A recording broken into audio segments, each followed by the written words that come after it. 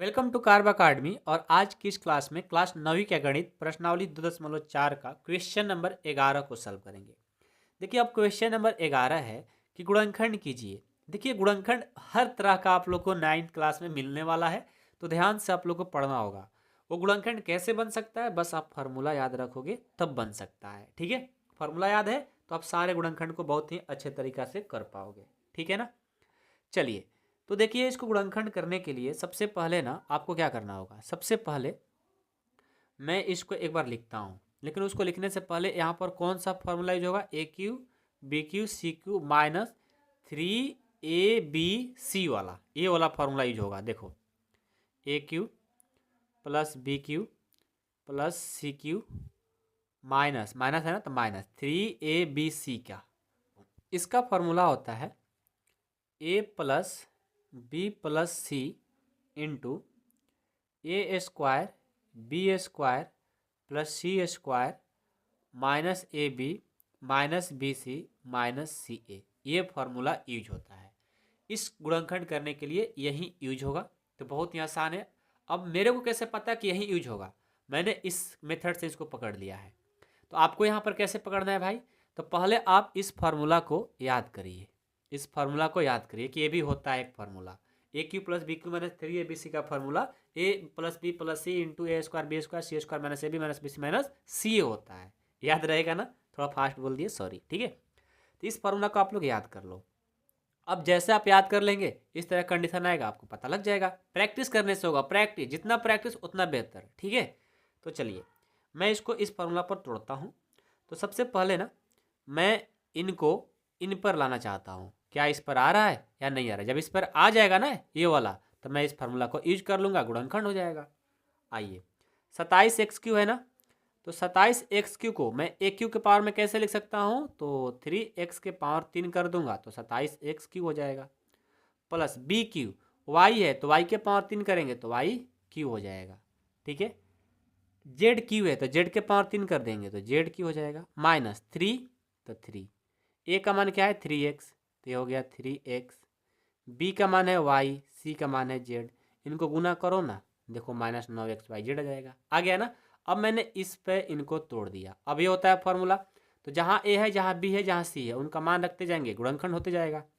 चलो ए का मान है 3x, बी का मान है वाई और सी का मान है जेड। ठीक है, कोई दिक्कत नहीं है किसी को।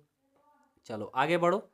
तो ए स्क्वायर, ए का मान है 3x, 3x का स्क्वायर हो जाएगा, प्लस बी का स्क्वायर हो जाएगा, प्लस सी का स्क्वायर हो जाएगा, माइनस ए बी, ए का मान है 3x, बी का मान है Y, minus B C, B का मान है वाई, सी का मान है जेड, माइनस सी, सी का मान है जेड और ए का मान है 3x।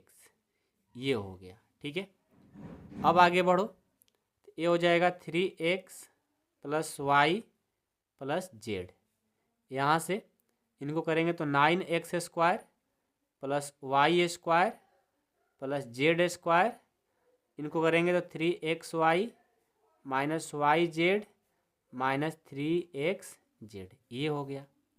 अब ये जो आया है यही हमारा क्या हो गया, गुणनखंड हो गया।